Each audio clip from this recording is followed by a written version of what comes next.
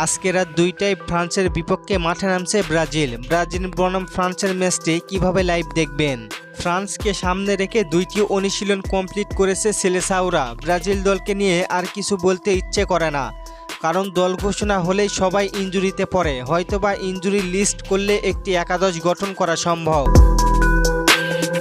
Allison Becker injury, Marquinhos, Eder Militao, Gabriel Magalhaes, Alex Sandro, Bruno Guimaraes, Estevao William, Rodrigo, Vanderson, Caio Hendrick সবাই তারা ইনজুরিতে পড়েছে।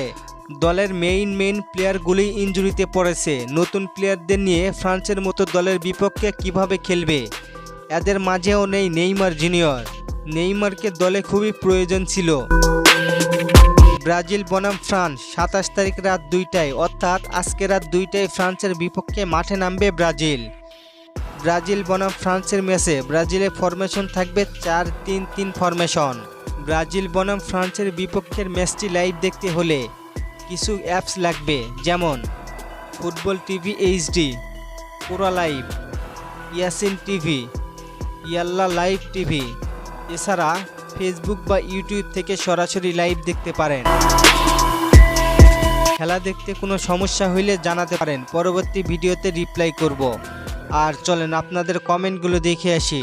এক ভাই প্রশ্ন করেছেন, আফসোস ভাই নেইমার আর জাতীয় টিমে খেলতে পারবে না, ভাই নেইমার বিশ্বকাপে খেলবে।